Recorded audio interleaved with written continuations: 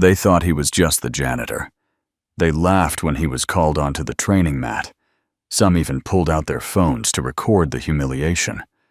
But what they didn't know was that this quiet, single father had once walked through fire, and the man mocking him had just lit a match.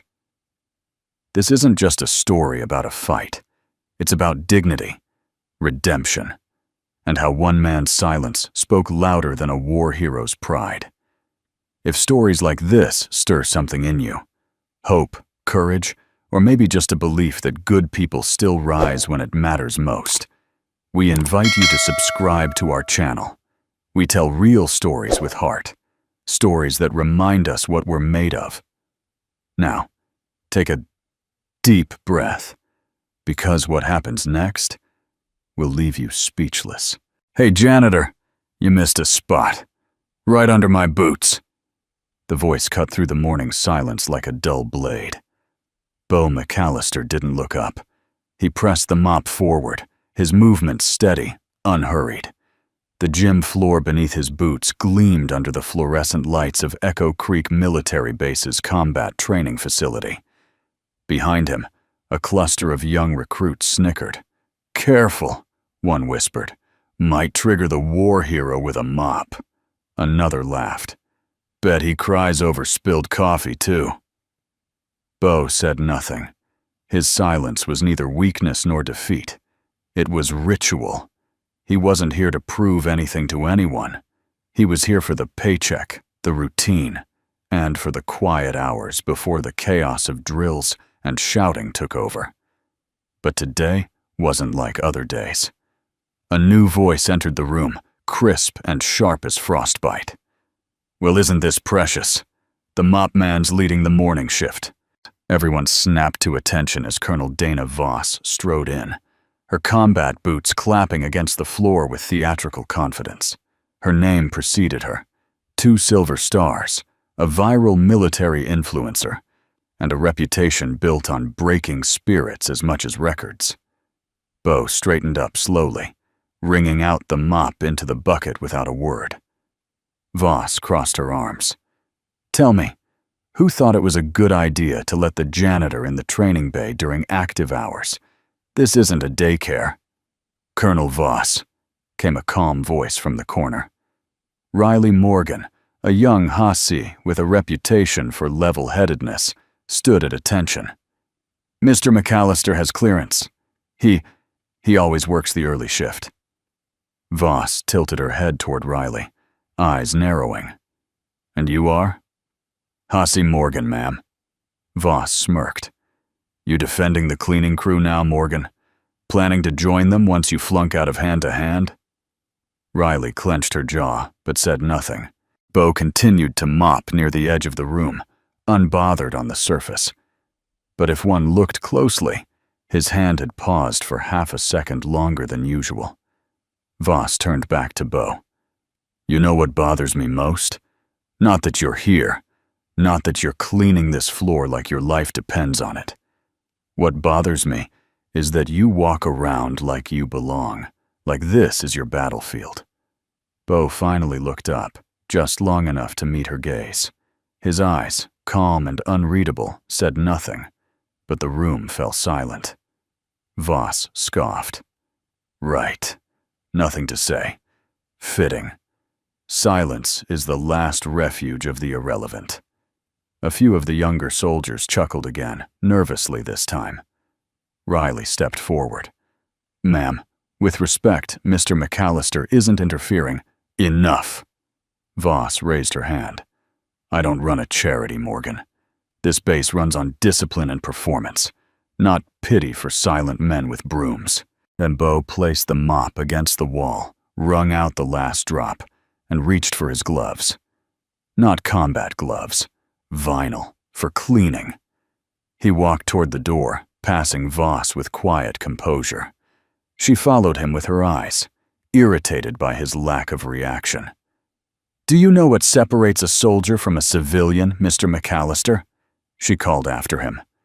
He stopped, but didn't turn. "A soldier faces the enemy head-on. A civilian wipes the blood afterward."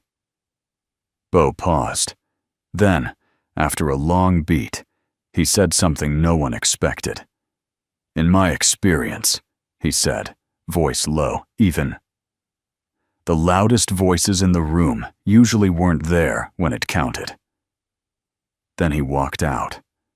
The silence that followed wasn't comfortable. It was thick, heavy, like the air after a failed joke. Voss smiled stiffly, masking whatever flicker crossed her face.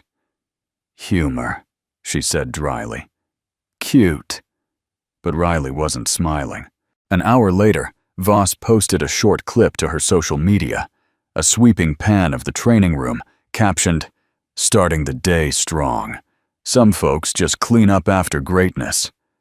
Within 20 minutes, the video had already reached 8,000 likes and a dozen sarcastic comments. One read, "Bet that janitor couldn't throw a punch if his mop depended on it."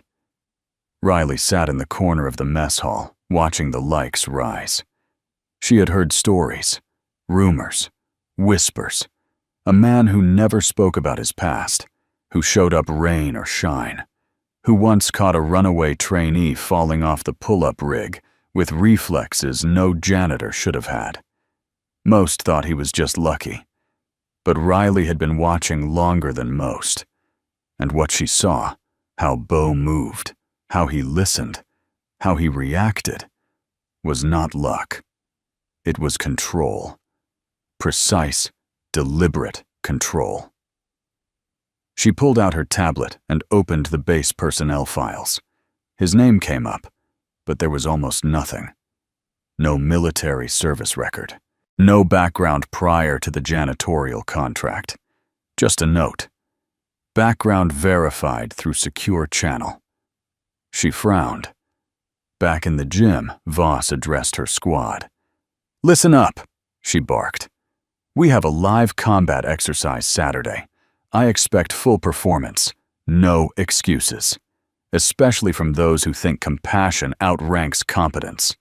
Her eyes flicked toward Riley. Riley stood. "Ma'am, permission to ask a question." Voss raised a brow. "Bold today, aren't we? If someone disrespects your rank but hasn't broken protocol, what's the best way to correct them?" Voss smirked. "You embarrass them in front of everyone. That's how you train dogs and men alike." The squad laughed nervously again, but Riley just nodded and replied quietly, "Noted." Later that night, Riley passed by the storage shed near the south fence. Through a slit in the siding, she caught sight of something that stopped her cold. Bo McAllister, alone, in full motion. Shadow boxing in the moonlight. No wasted movement, no flourish. Just cold, efficient rhythm, like a soldier who hadn't forgotten a single drill. She leaned in, heart thudding, and she knew then, with absolute clarity, that mop was just a disguise, and the man behind it, he was anything but irrelevant. By midday, the video had made its rounds through the base like wildfire. "We let janitors train now? God bless America." The caption, paired with Colonel Voss's smirk and Bo's silhouette in the background, turned him into a joke overnight. The clip wasn't on public platforms, yet, but on the base's internal message boards, it had become a trending thread titled, "Operation Mop Top." Most laughed. A few didn't. Riley Morgan sat stiff-backed at the corner table in the mess hall, untouched tray of food in front of her. She scrolled through the comments silently, jaw tight. The younger recruits nearby whispered just loud enough. "Think he'll show up tomorrow? Maybe he'll mop the parking lot next. Got to give the colonel a proper stage." Laughter followed. Riley stood without a word and left. Down a quiet hallway lined with framed photos of past commanding officers, Riley paused in front of the last one. Colonel Henry McAllister. A name she hadn't connected before. No visible relation. But something about the expression, stoic, weathered, reminded her of the man with the mop. She shook the thought. Coincidences didn't mean truth. She headed outside, toward the small utility trailer where janitorial supplies were kept. She found Bo there, crouched next to a rusted bucket, adjusting the latch on the cleaning cart. His sleeves were rolled up. His silence, as always, filled the space more than words could. "I saw the video," Riley said. Bo didn't look up. A lot of people did. "You don't care?" He stood slowly, not defensive, just calm. "It's not the first time someone's laughed at me, Morgan, and it won't be the last." "But she humiliated you," Riley pressed. "Publicly, mocked your work, your presence, your worth." And Bo wiped his hands on a rag, then finally looked at her. "What I do isn't who I am, and what she said isn't what I carry." Riley felt her throat tighten. "Still, you didn't deserve it." He tilted his head, as if weighing her words.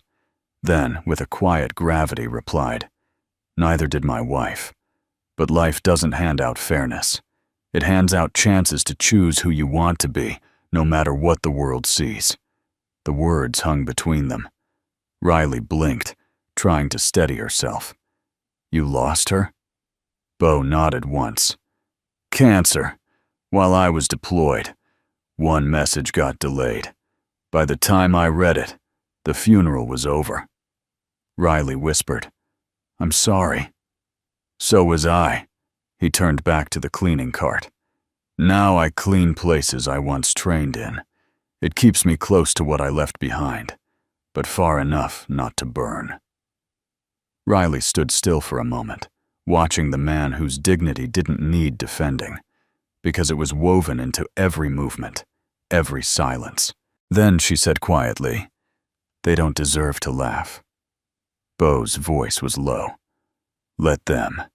Their laughter says more about them than it does about me." That evening, Colonel Dana Voss hosted an open-air briefing for her hand-to-hand combat unit, complete with energy bars, sponsor banners, and a camera crew prepping footage for one of her motivational clips. She stood on the makeshift stage like she was born for it. "All right, soldiers," she called. "This weekend, we'll be hosting a friendly combat exhibition, open to base personnel.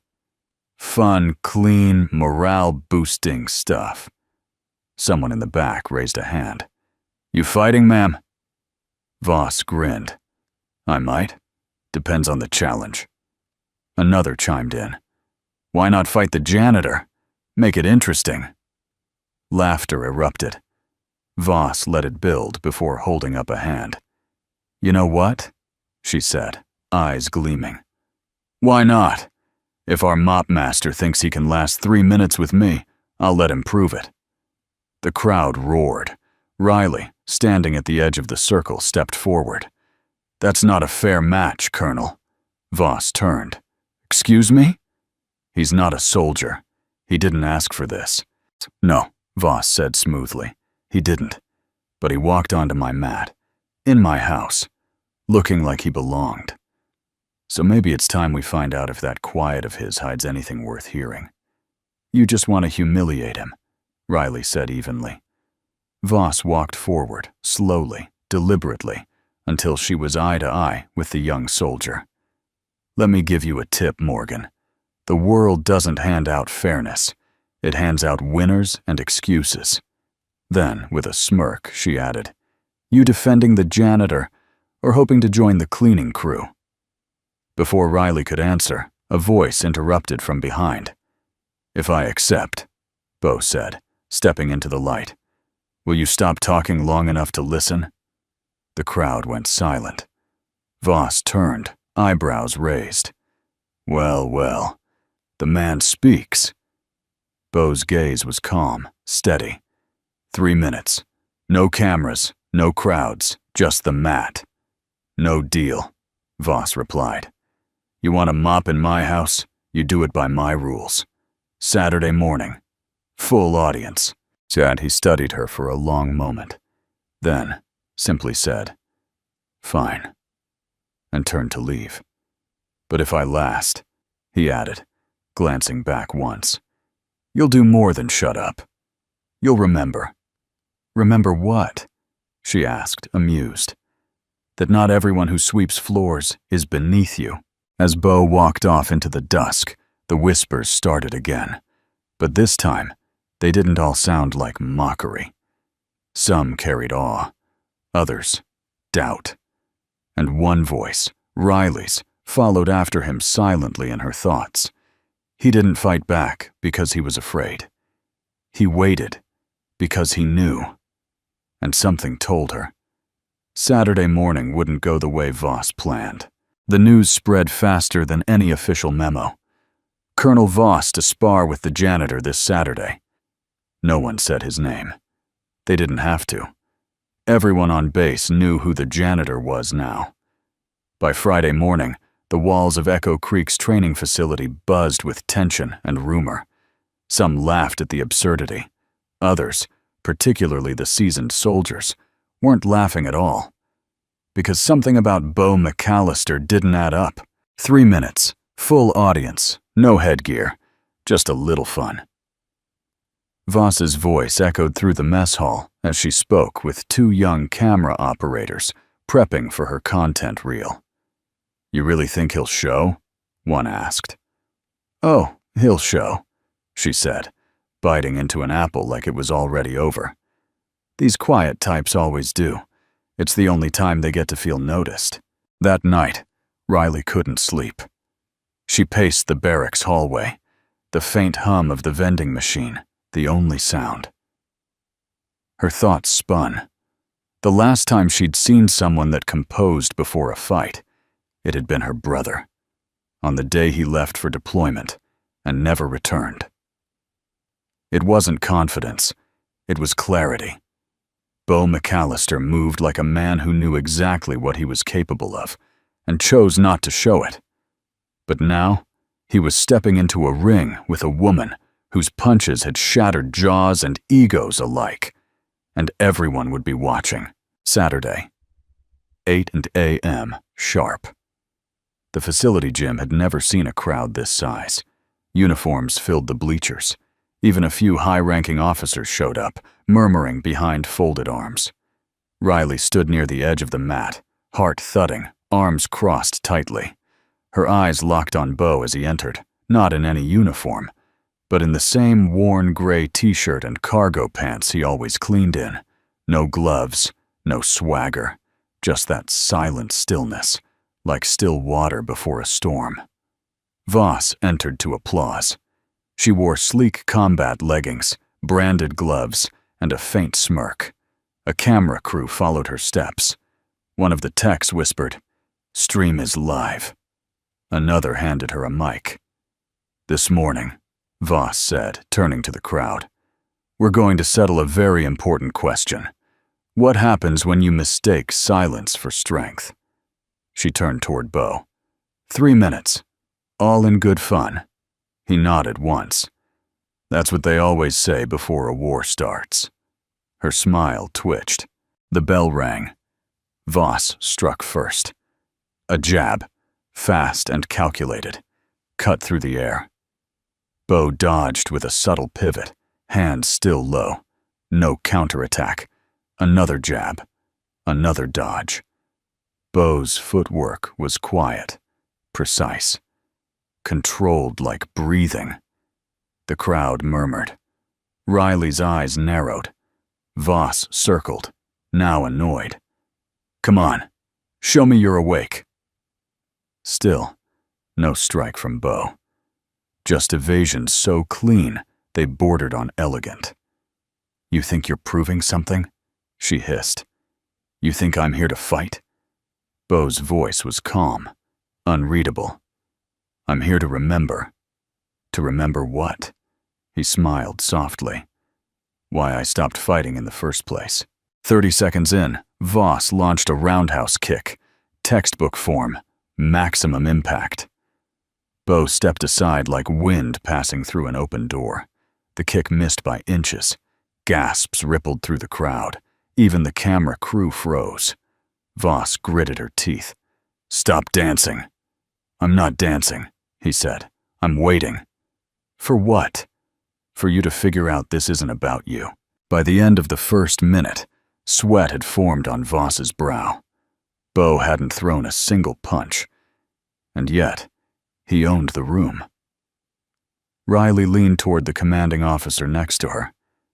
Sir, with respect, why isn't he retaliating? The officer, a grizzled veteran with 3 tours under his belt, didn't look away from the mat. Because he's not fighting her, he said. He's fighting something much bigger. Minute 2 began. Voss charged. A flurry of punches, hooks, elbows. Bo blocked them without flinching. Still, no return strikes. The crowd shifted from excitement to unease. This was supposed to be a joke, someone whispered. But it wasn't funny anymore, and that's when she snapped. You think you're better than me? Voss growled, voice cracking. You think walking around here in silence makes you superior? Bo finally stopped moving, looked at her. No, he said. I don't think I'm better. She hesitated. I think, he continued, you're terrified that someone without medals, without cameras, without a uniform, might still be more respected than you. The crowd froze. Even the camera operator's hand dropped.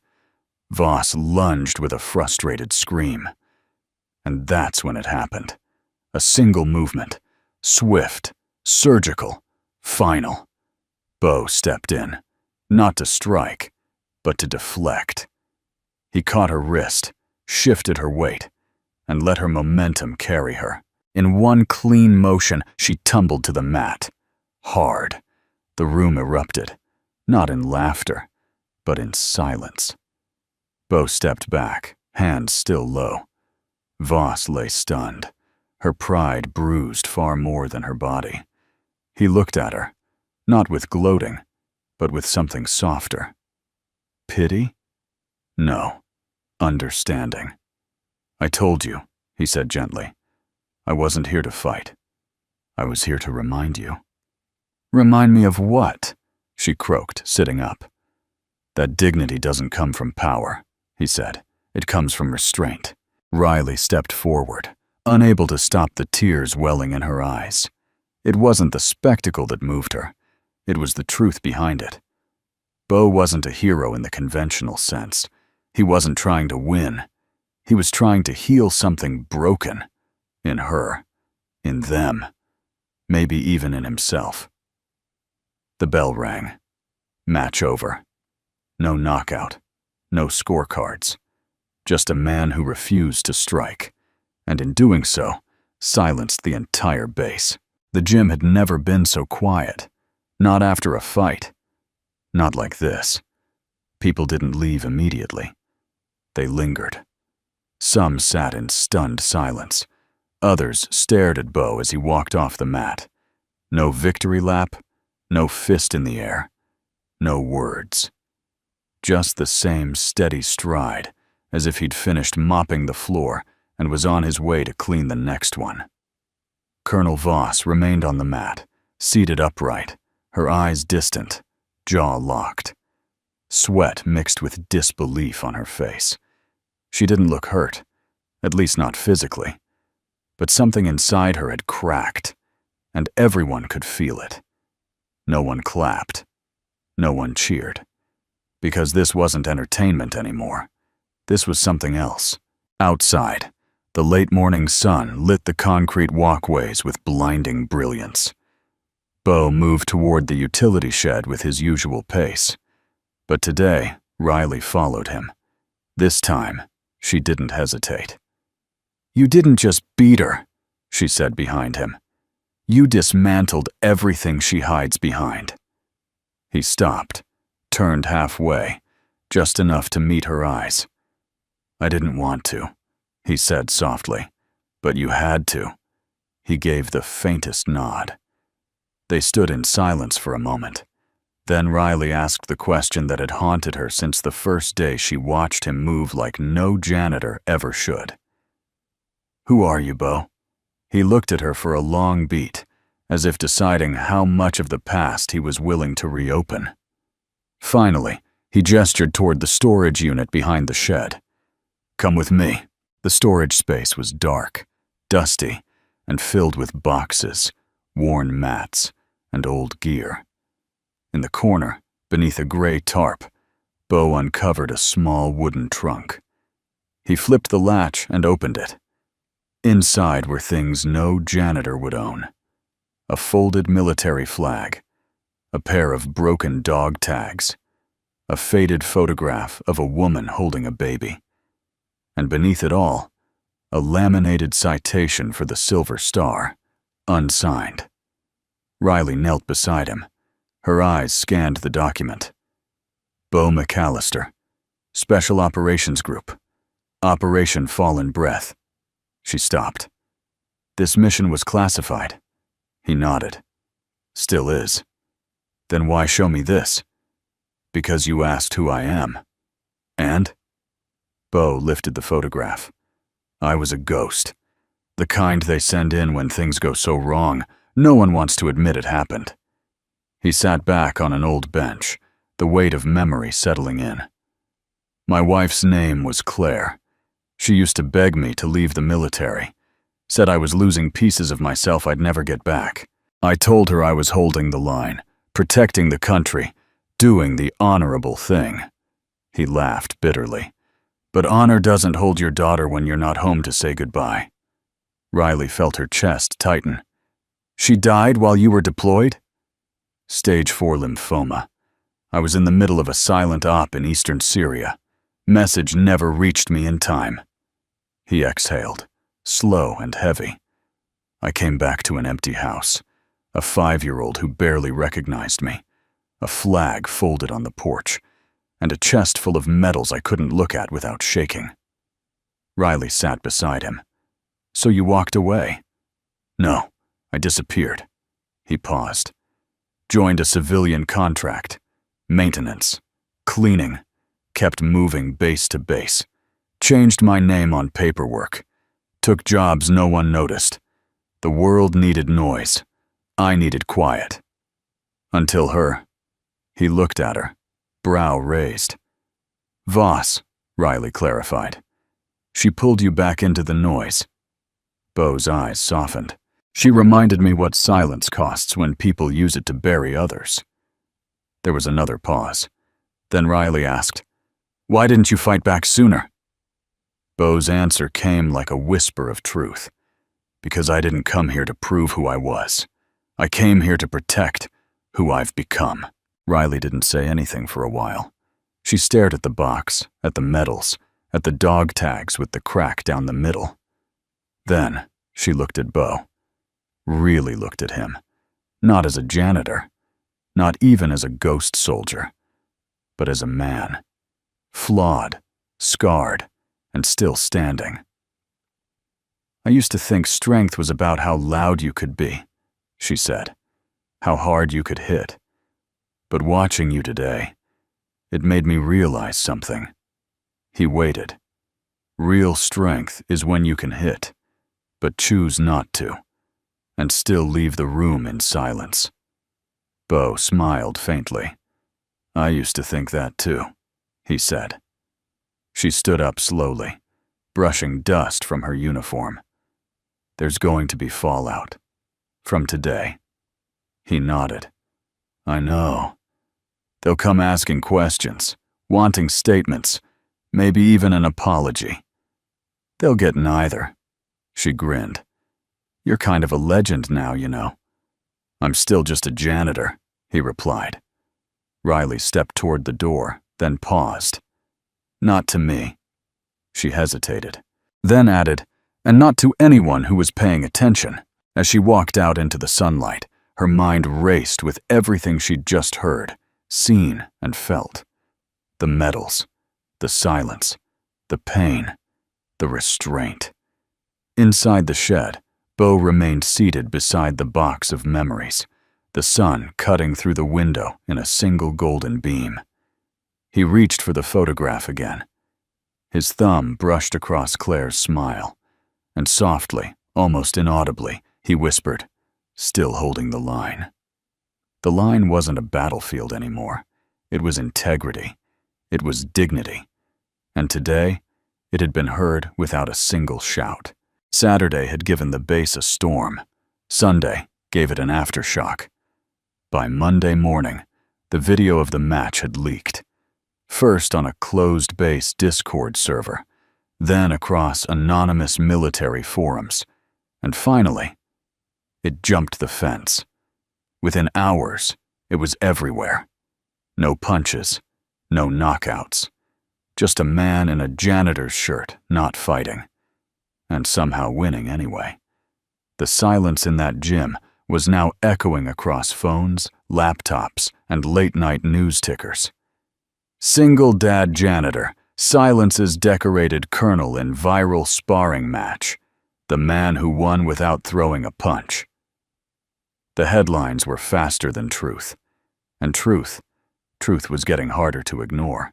Colonel Dana Voss sat in her private office, fingers clenched around a cold coffee cup.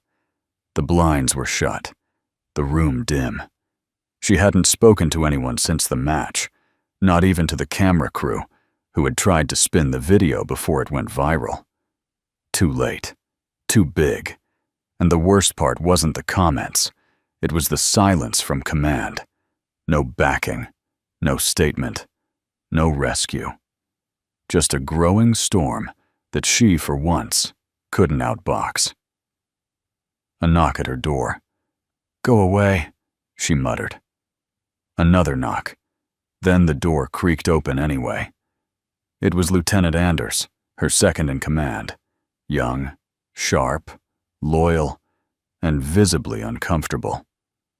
"Ma'am," he said cautiously, "you've been asked to report to base command at 00900. She didn't answer. He continued, "They want to review the footage and discuss your conduct." Voss let out a bitter chuckle. "So this is what it looks like when a mop breaks a rank." Anders shifted uncomfortably. "With respect, Colonel, that mop never even touched you." Her eyes snapped to him. He swallowed, but didn't flinch. "It wasn't what he did, ma'am. It's what you didn't see coming." Voss said nothing. Only the faint hum of the air vent filled the silence. Meanwhile, at the far edge of the base near the supply quarters, Bo pushed open the door to the break room. A few soldiers were gathered inside, normally chatty, always territorial. This morning they stood when he entered, not stiff, not forced, but out of something quieter. Respect. One of the younger privates, a hotshot kid with a buzz cut and a reputation for mouth over muscle, walked up to him. Hesitant. "Mr. McAllister, sir. Not sir, but..." Bo raised an eyebrow. The kid blushed. "I just wanted to say, sorry. For the jokes. For the stuff we said before." Bo looked at him a moment, then nodded. "That's not mine to carry anymore." The kid looked confused. Bo offered a gentle explanation. "When someone throws dirt at you, you can catch it, or let it fall. Either way, it never sticks if you don't reach for it." That line, simple, clean, sank into the room like rain on dry earth. The kid whispered, "Yes, sir," and stepped back. Bo poured his coffee and sat at the corner table, just as he always did. But everything had changed. Outside, Riley stood by the railing near the main quad, watching two officers argue about paperwork. The wind picked up.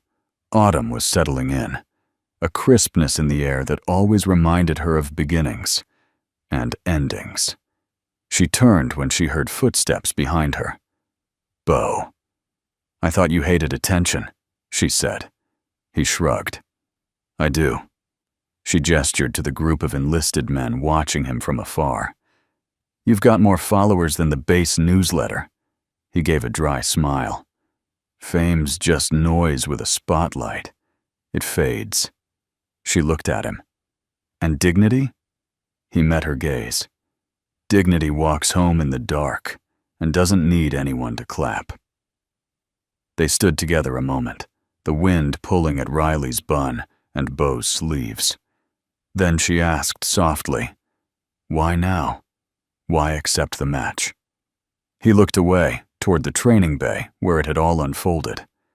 "Because there's a moment in every storm," he said. "When you realize silence isn't peace anymore, it's surrender." She stared at him. "And I've surrendered enough in this lifetime," he added. Riley swallowed hard. "I wish I'd met you sooner," she said. Beau turned to her, his voice like gravel wrapped in warmth. "No, you met me exactly when you needed to." Later that afternoon, as the sun began to dip behind the trees, Voss walked across the base parade ground alone. The people she passed didn't salute. They didn't mock, either. They simply moved aside. Because even arrogance, when shattered, leaves behind an echo. She reached the flagpole where Beau stood, fixing the rigging line that had been tangled by wind. She didn't speak at first. He didn't look at her. "You humiliated me," she finally said. "No," he replied, still focused on the rope. "I reminded you." "Of what?" He looked at her then, not with triumph, but with truth. That the rank doesn't make the respect. The respect makes the rank. Voss blinked, and for the first time, she had no comeback. Beau handed her the flagpole rope. "It still flies either way." She took it silently, and in that moment, something between them settled, not as forgiveness, not yet, but as recognition. Two soldiers, two pasts, one truth. That real power doesn't yell. It stands still while the world watches and doesn't flinch. And somewhere in the quiet of that autumn evening, Beau McAllister, former ghost, full-time janitor, became the loudest man on base, without saying another word. By Tuesday morning, the base cafeteria felt like a chapel after a storm. Quiet, reverent, filled with people pretending not to talk about what everyone was still thinking about. Beau McAllister sat alone at his usual corner table, sipping burnt coffee from a paper cup, the steam curling around his steady hands. The tray before him was empty, save for a neatly folded napkin and a small drawing his daughter had tucked into his lunch the day before. A stick figure holding a mop, smiling beside a taller stick figure with stars around her head. At the top, written in crayon, "Daddy wins." Across the room, Riley Morgan watched him. Not like someone studying a mystery anymore, but like someone protecting a quiet truth, one that the rest of the base was only beginning to understand. She stood, made her way over, and slid into the seat across from him. Beau looked up, said nothing. Riley spoke softly. "They're rewriting the after-action reports. They don't know how to classify what happened Saturday." Beau stirred his coffee. "Good. Maybe it'll teach them that not everything needs a label." She leaned forward. "They're calling it a non-standard personnel conflict resolution demonstration." Beau raised an eyebrow. "That's a lot of words for something that took 3 minutes and no fists." Riley grinned. "Government needs vocabulary when it runs out of courage." He chuckled, and for the first time it wasn't bitter. It was light. She looked down at the drawing. "Your daughter?" He nodded. "Lila, 7, thinks I'm Superman with a mop." "She's not wrong." Beau's face softened. "I used to be a man who broke doors. Now I fix hinges. And somehow, she respects the second more." Riley leaned back, folding her arms. "Maybe because breaking is easy. Holding something together takes patience. And love." He looked at her, really looked. And in that pause, something unspoken passed between them. Not romance, not yet, but recognition. A shared silence, a shared weight. "You know," she said after a moment. "Before you, I thought restraint was weakness." Bo shook his head gently. "Restraint is just strength that's grown wise enough to know when not to use itself." That line, it hit her harder than any training ever had. She reached into her pocket and pulled out a small USB drive, slid it across the table. "What's this?" Bo asked. "The original footage of the match, unedited, from my cam, before the media teams touched it." He frowned. "Why give it to me?" "Because people deserve to see the truth. Not just the moment you floored her, but the minute before, when you chose not to." Bo stared at the small drive, then back at her. "You're risking your neck." She shrugged. "Some truths are worth it." He didn't take it right away, just looked at it, as if holding it would mean re-entering a world he left behind. "I don't want a spotlight," he said. "You won't get one," she replied. "You'll get a mirror, and maybe someone else who needed it." Bo sighed. "Sometimes mirrors show things we've tried hard to forget." "Yeah," Riley said quietly. "But sometimes they remind us we're still here, and still human." That afternoon, the atmosphere at the base gym shifted. No cameras, no announcements. But soldiers came in quietly, in 2s and 3s. Some to train. Most just to be there. Because now, the floor where Bo had stood wasn't just a mat. It was something else. A reminder that the strongest person in the room is often the one who doesn't need to prove it. At 4 p.m., Colonel Voss walked through the doors alone. No sunglasses, no cameras, no entourage. Just the sound of her own footsteps echoing in a place that used to belong to her presence. She stepped onto the mat. A few heads turned. Most froze. She looked around, then said loudly and clearly, "Is he here?" Bo stepped from the shadows of the side wall. No drama. Just there. Voss turned toward him. "I didn't come to fight," she said. "I didn't think you would." She took a breath. "I came to ask a question." Bo waited. "What did you see in me that day that made you step back instead of forward?" His answer was immediate. "I saw a soldier who'd forgotten she was human before she was ever uniform." Her eyes dropped. "I saw myself," he added more gently. "Years ago. Before I broke. Before I learned that silence doesn't mean weakness. It means listening." Voss stood in silence for a long moment. Then, finally, she said, "I've been loud for so long, I forgot what listening even sounds like." Bo nodded. "It sounds like stillness, and it feels like peace." She looked at him, and in that instant, she wasn't a decorated officer or a viral face. She was just a woman who had gotten lost in the echo of her own ambition. "You're not just a janitor," she whispered. "And you're not just a war hero," Bo replied. "We're both something more, if we let ourselves be." She gave the faintest nod, then, quietly, turned and walked away. Riley watched from the corner, breath caught in her chest. When Bo turned to leave, she walked beside him.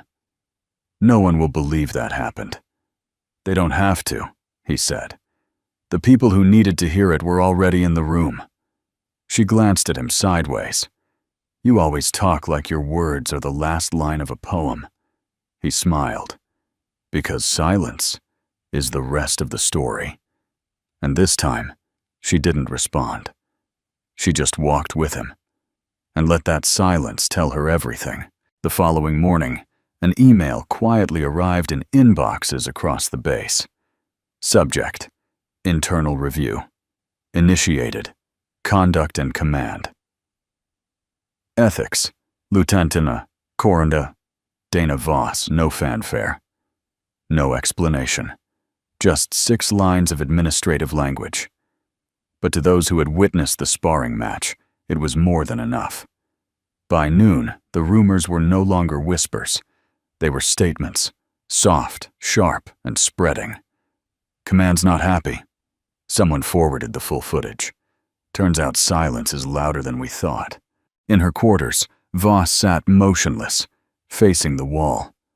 Her decorations and awards, once neatly arranged, were now stacked in a box on the floor.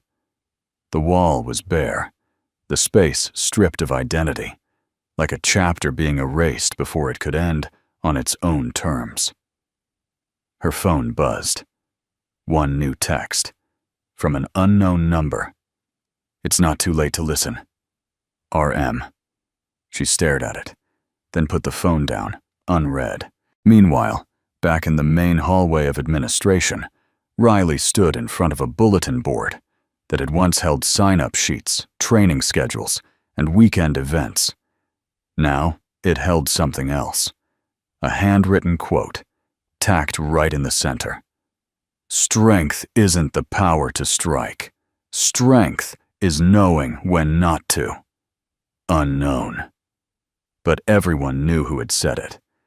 She turned to find Bo approaching, paperwork in one hand, toolbox in the other. "You starting a revolution with post-it notes now?" he asked, half amused. She smirked. "Only the quiet ones." He nodded at the quote. "That line wasn't mine." "No? It was my daughter's, after I lost my temper fixing a broken chair." Riley's eyebrows rose. "Seriously?" "She was 5, looked at me and said, 'Daddy, maybe the chair wouldn't break if you stopped yelling at it.'" They both laughed. And then Riley said, more seriously, "They're asking for your statement. Official one. For the review board." Bo shook his head. "I'm not giving them anything." "You should." "Why?" "Because silence changed the room once. This time, the right words could change the system." Bo looked down at the wrench in his hand, then slowly back at her. "You trust them to listen?"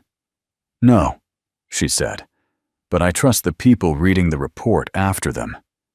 He considered that, then handed her the folded form. "You write it." "Me? You saw the whole thing, and you hear things even when I don't say them." She blinked. "That's a lot of trust." He gave her a half smile. "You're one of the few people I've ever met who doesn't need to talk to be understood." Riley held the form gently, like something fragile.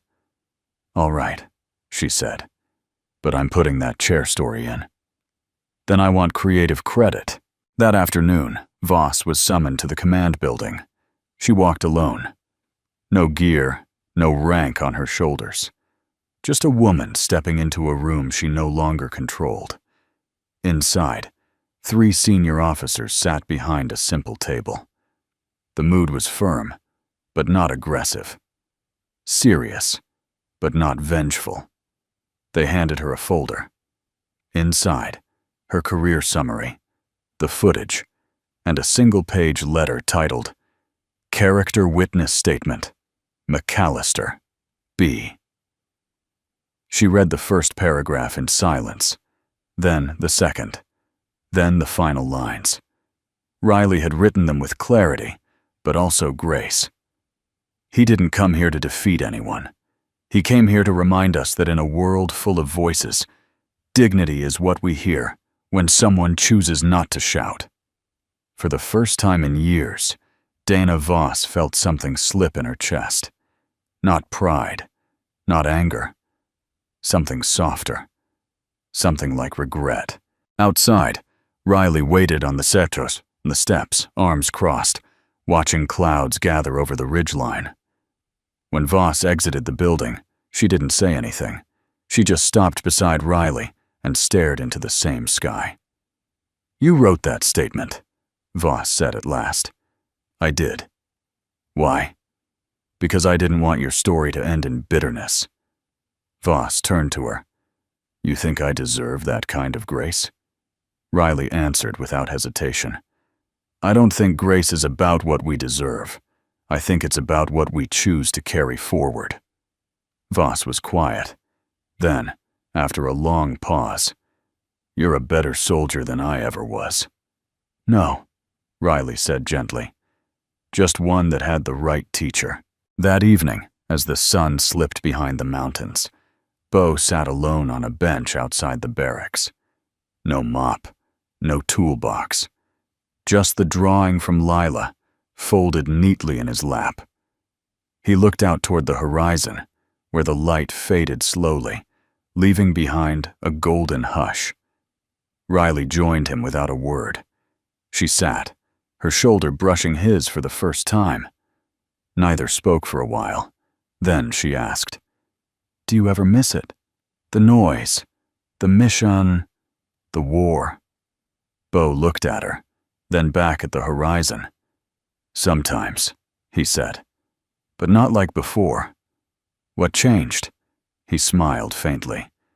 "Now, the mission is smaller, quieter, but it lasts longer." She rested her head lightly on his shoulder, and as the last light dipped below the edge of the world, they sat in silence.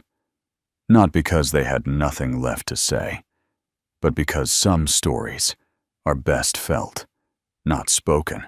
The following week felt like the pause between heartbeats.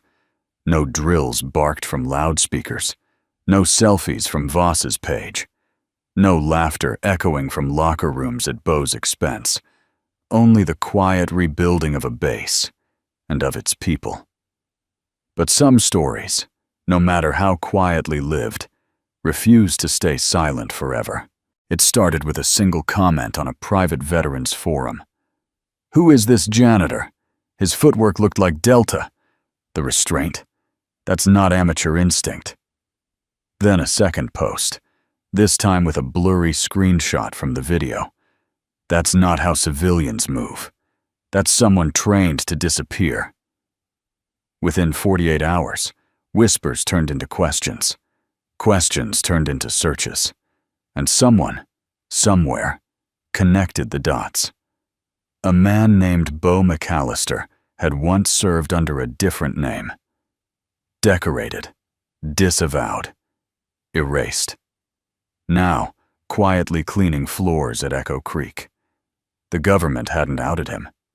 The internet had. Bo sat in the maintenance bay late Thursday afternoon, working on a busted heater unit. His sleeves were rolled up, hands dusted with rust and time. Riley entered, tablet in hand, a line between her brows. "You're trending," she said. He didn't look up. "I don't trend. I fix boilers." "Well, this boiler is now a national mystery. Military blogs, Reddit threads, even a podcast called Silence and Steel did an episode on you." Bo sighed and leaned back. "I liked it better when I was just the guy who refilled the paper towels." She held up the tablet. "They know who you were." He finally met her eyes. There wasn't panic, just weariness. "Then they'll try to decide who I am. Again." Riley sat down on a nearby crate, eyes gentle. "Maybe it's time you let them hear it from you." "I spent years unlearning how to speak that language," he said. "War, legacy, identity. Now they want me to turn it back on for what? Closure?" "No," Riley said. "Not for closure, for context." When Bo was quiet a long time, then asked, "You ever feel like your past is a book you stopped reading because you didn't like who you were becoming?" Riley nodded. "Every day." He glanced away. "Then you know what it costs to reopen it." "But maybe," she said softly, "that story wasn't over. Maybe you just needed to write the rest of it differently." That night, the base commander summoned Bo to his office. Not an order, just an invitation. Inside, Colonel James Everett, a career officer with eyes like worn steel, sat behind his desk, flipping through a folder. He didn't stand, just gestured to the chair. Bo sat. Everett closed the file. "You don't have to speak. I know you prefer quiet. So, I'll do the talking." Bo said nothing. Everett continued. "I've read the reports. watched the footage, heard from soldiers I trust. And the truth is, what happened in that gym wasn't just about Voss. It was about all of us. Our blind spots, our arrogance, our addiction to volume. He leaned forward, and then you walked in, with a mop, and somehow reminded us what valor looks like when it stops trying to be seen. Beau's gaze didn't flinch. "What do you want from me, sir?" "A choice," Everett said. "I can clear your record, restore your name, even offer you a position, not as a janitor, as an instructor, mentor, a quiet leader." And Beau blinked. Everett added, "Or you can go back to cleaning rooms, fixing faucets, being anonymous." Beau leaned back in his chair. The silence stretched, thick, thoughtful. Then he said, "Can I tell you something?" "Of course. I've cleaned the same hallway every morning for the past 2 years, and every time I do, I pass a photo of a man in uniform. He looks proud, confident, respected." Everett nodded. "That's Colonel Henry McAllister. He's you, isn't he?" Beau smiled faintly. "He was. Once." Everett waited. Beau continued. "But the truth is, I'm not that man anymore, and I don't want to be, because he missed too many moments trying to prove something to people who never really cared." He stood. "So no, I don't want the uniform back. I don't want the title. What I want, what I choose, is to live in a world where my daughter grows up knowing that dignity isn't a decoration. It's a decision." Everett sat back and nodded. "That's the best answer I never saw coming." The next day, the base newsletter went out. Buried on page 2, below a headline about equipment updates, was a short blurb.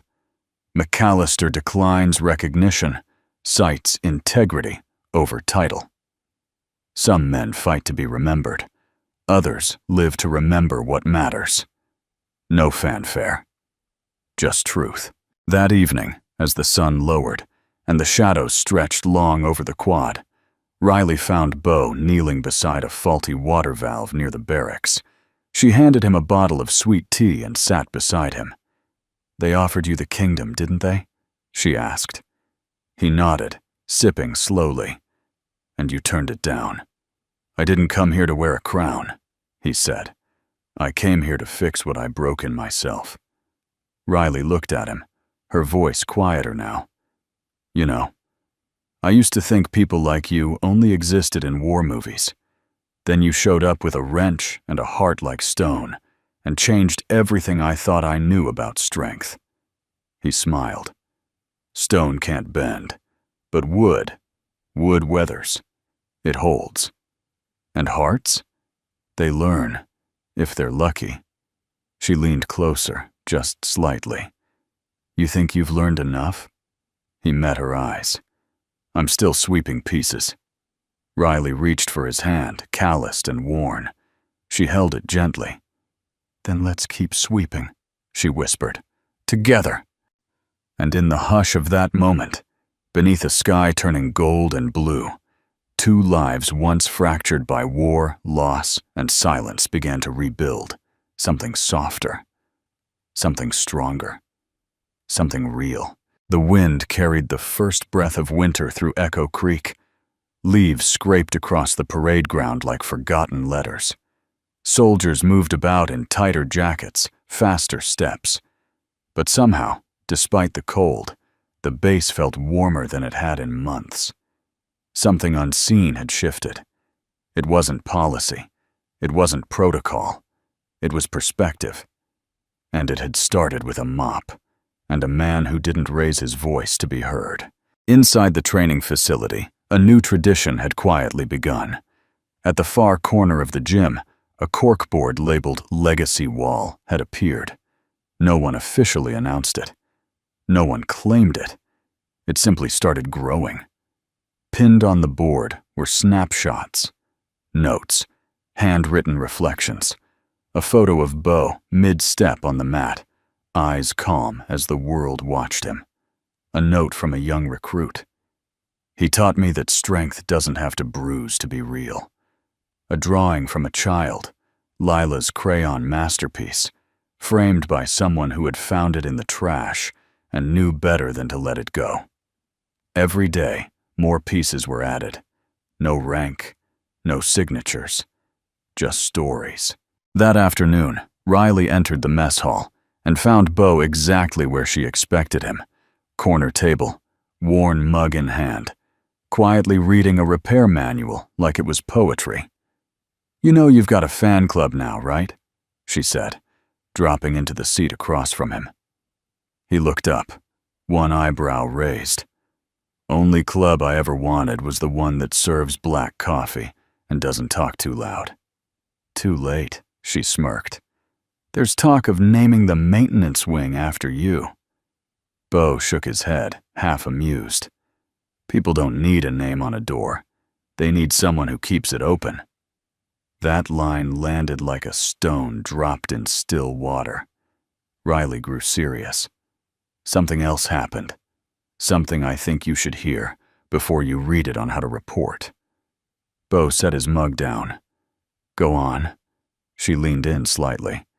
"Colonel Everett reviewed your personnel record. The real one. The things they buried." His jaw didn't move, but something behind his eyes shifted. "They're clearing your name," she said. "All of it, and recommending a commendation for conduct and leadership." Bo leaned back in his chair.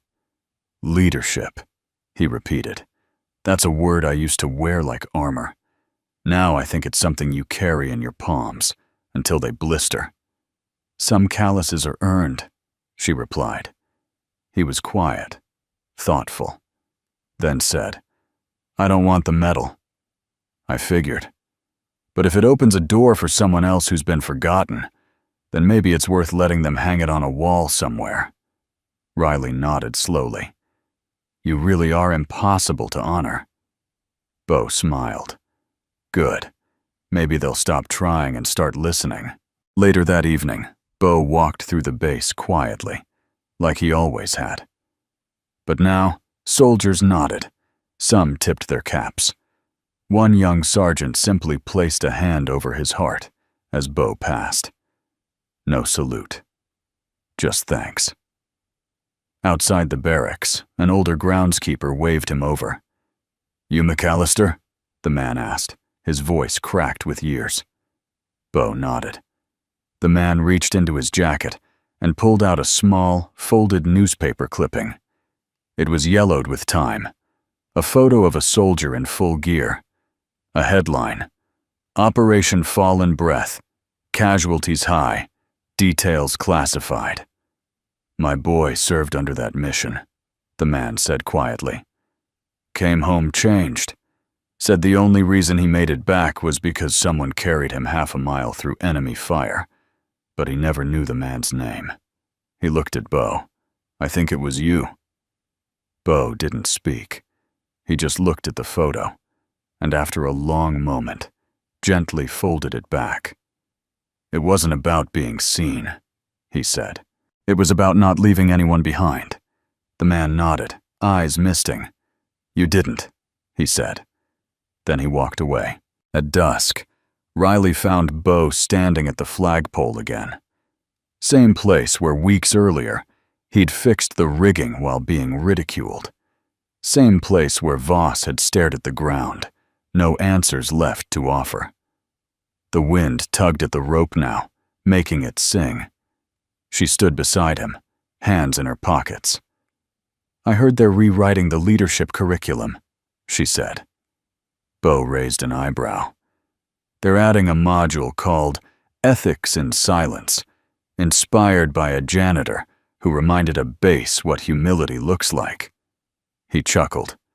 "Next thing you know, I'll be teaching etiquette classes." She smiled. "You'd be good at it. You speak like a man who spent years listening." He was quiet. Then, turning to her, he said, "Riley, why'd you keep standing up for me when no one else did?" Her answer came without hesitation. "Because you reminded me of my father. He was strong, but never loud. Everyone thought he was just a mechanic, until one day, a general called him the quiet engine that kept the whole base running. She looked at Bo. You carry that same kind of gravity, the kind that doesn't demand a room's attention, but earns it. Bo's voice dropped to a whisper. Truth doesn't need a podium, just a place to stand. They stood together in silence as the flag caught the wind and rose, slow and sure, into the darkening sky. Inside the legacy wall room, someone had added one final note that day. It was written on a napkin, barely legible, taped right in the center. Truth has no rank, only weight. No one knew who wrote it, but everyone knew who had inspired it. And as the base lights flickered on one by one, casting golden reflections across walls once shadowed by pride and pretense, the legacy of a janitor, once invisible, now glowed in quiet permanence. The frost came overnight. Not the kind that stung the skin, but the kind that painted the windows with soft veins of white. Quiet, creeping beauty. The kind that made soldiers tuck their collars high and walk a little closer to warmth. At sunrise, Bo stood on his porch, a mug in hand, and the cold clinging to his breath. Inside, the sound of a child's laughter filtered through the window. He turned his head and listened, not just with his ears, but with the part of himself that still didn't quite believe he deserved to hear that sound again. Lila, his daughter. 7 years old, bright-eyed, wild-hearted. The last piece of Claire still living in the world, and the only reason he'd ever come back from the dark. "Daddy!" she called from inside, voice muffled through the glass. "The pancake looks like a snowman." Bo smiled softly and whispered to the wind, "She gets that from you." Later that morning, Riley pulled into the gravel driveway in her old pickup. She stepped out, shivering beneath her olive-field jacket, a paper bag in hand, and the air thick with something more than cold. Nervousness. She hadn't been here before. Bo's house wasn't on base, but tucked near the woods, where trees outnumbered people and silence came naturally. A perfect place for someone who wanted to be forgotten, or forgiven. Bo opened the front door before she knocked. "You bring coffee or a reason?" he asked. She held up the bag. "Pumpkin muffins, and curiosity." He stepped aside, smiling. "Then you may enter." Inside was modest, warm, lived in. A wood-burning stove glowed in the corner. A small art easel leaned near the window, covered in crayon storms and smiling suns. On the wall above the fireplace, a single photo of Claire, holding baby Lila, both glowing like sunlight. Riley paused there. "She was beautiful," she said softly. Bo followed her gaze. "She saw through me. Didn't matter how many medals they pinned. She could always tell when I was pretending to be whole. That's what love does," Riley murmured. Before he could reply, a small blur bounded into the room. Lila, blonde curls bouncing, socks mismatched, eyes wide with curiosity. She stopped when she saw Riley, then leaned close to Bo's side and whispered, loud enough for Riley to hear, "Is that the soldier lady you told me about?" Bo grinned. "The very one." Lila's eyes narrowed in mock suspicion. "Does she like pancakes?" Riley crouched and answered seriously. "Only when they look like snowmen." That was enough. Lila smiled like the sun rising. "You can stay." They sat around the small kitchen table, sharing muffins and stories, the wood stove crackling like background music. Lila chatted endlessly about school, her favorite tree, and how she'd once tried to catch snowflakes with a spoon. Bo listened with the kind of patience only a man who'd nearly lost everything could carry. Riley watched him, not just as a father, but as something deeper.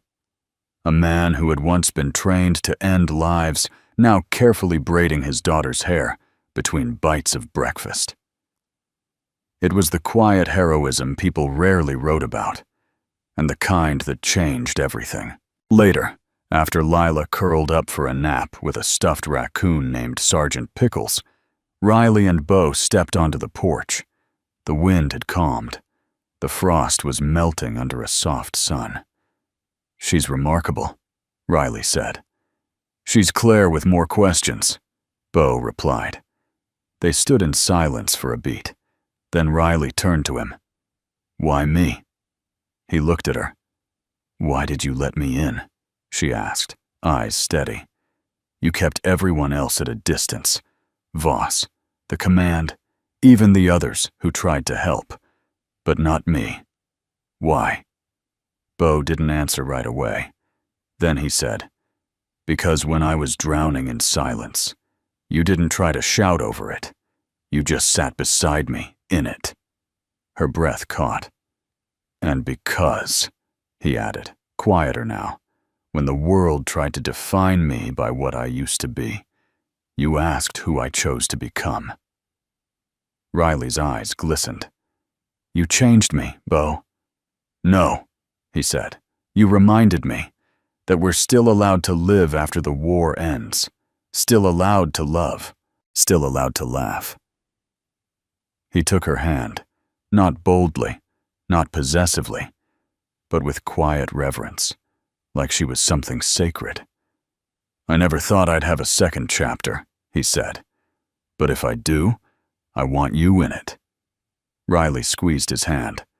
"I'm not here to rescue you," she said, voice low and full. "I know. I'm here to walk beside you, wherever that leads." Bo nodded. "Then let's walk slow," he whispered, "so we don't miss a thing." And behind them, through the thin wooden walls of that little house, Lila stirred in her sleep, wrapped in blankets, safety, and the quiet miracle of two broken adults choosing to heal in front of her. One honest day at a time. The gym was quiet again.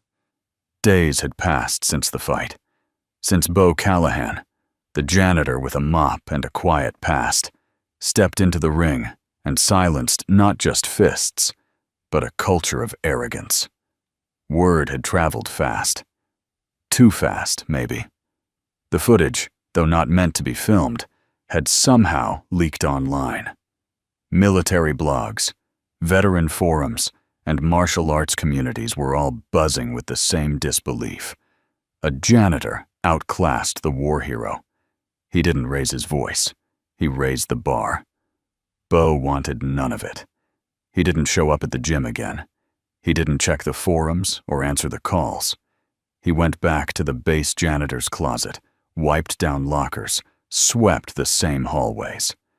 The world could argue over belts and honor. He had a daughter to pick up from art class. But change has a way of walking in, even if you don't answer the door. It was a Thursday. Gray sky. Wind sharp enough to make even the soldiers jog to shelter. Bo had just finished replacing the fluorescent lights in the base canteen when a young cadet walked up to him, holding a small package wrapped in brown paper. "Sir," the cadet said awkwardly, shifting on his boots. "This was left for you at command. They said, it's from Colonel Lawson, personally." Bo wiped his hands and took the package without a word. He opened it slowly. Inside, a black belt. Folded.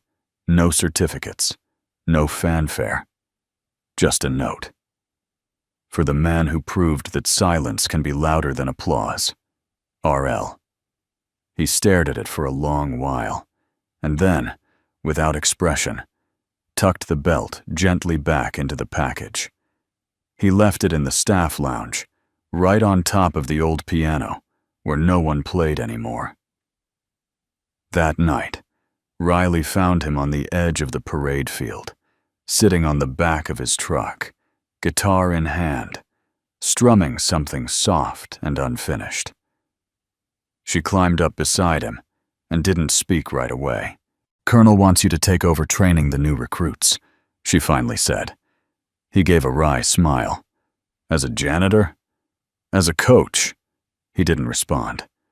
Riley leaned back on her palms. "Why does it scare you more to be seen than to be ignored?" Bo looked out at the wind sweeping across the flags. "Because once they see you, they expect something. And once you give them that, they take it. They don't want to take. They want to learn," she said gently. "From someone who lived it, someone who fought without ego." He looked at her then. "And what do you want?" She met his eyes. "I want to raise my son around a man who teaches by listening, who holds a child's hand with the same strength he once held a blade, who makes scrambled eggs at 6 a.m. and still walks his daughter to school even when the world calls him a hero." Bo swallowed, emotion rising in quiet waves. "I'm not perfect, Riley." "Thank God," she whispered. "Perfect men don't know how to love." The next morning, before sunrise, the gym lights flickered on. A new class of recruits stood lined up, nervous, whispering about the man they'd only heard rumors of. They expected someone taller, louder, meaner. But when Bo stepped onto the mat, wearing gray sweats, not a GI, they all fell silent. He didn't speak at first, just looked them over. And then, calmly, he said, "Your uniform doesn't make you dangerous, your scars don't make you tough, and your belt doesn't make you right." He paused, let it settle. "Honor is what you do when no one's watching. Discipline is how you treat someone who can't hit back. And strength?" He pointed to his chest. "That's here, not in your fists, not in your rank. Here." The recruits didn't blink. Bo nodded once. "Let's begin." A week later, the gym hosted its graduation match. Families filled the bleachers. Lila sat on Riley's lap, her hair braided with little red ribbons. Bo stood at the edge of the mat, not fighting, just watching, just present. The final match ended in respectful silence. No cheering, just two sweaty, exhausted recruits bowing to each other, and in the crowd, someone started a slow clap, then another. Then the room stood. Not for the recruits, but for the man in the gray hoodie, mop still drying in the corner. Bo Callahan didn't bow. He didn't raise his hand. He just placed one palm over his heart and looked at his daughter. Lila smiled, wide and proud, and whispered to Riley, "He doesn't need a belt. He already won." That night, in the stillness of his home, Bo hung a new frame above the fireplace. Inside, it wasn't a black belt. It was Lila's crayon drawing. A man with messy hair, big hands, and a little girl holding his finger. Below it, in her scribbled handwriting, "My daddy, strongest man on earth." He stood there for a long time, then turned to Riley, who stood in the doorway holding 2 mugs of cocoa. She smiled. "Home looks good on you." Bo took the mug, his voice low and warm. "So does forever." And as snow began to fall outside, covering the world in silence again, the house was filled with the only sound that truly mattered. Laughter. Soft. Human. Whole. The kind of sound that never needed a belt to be heard. We'd love to know. Where in the world are you watching from? Whether you're tuning in from a small town, a quiet porch, or somewhere far across the globe, your presence here means more than you know.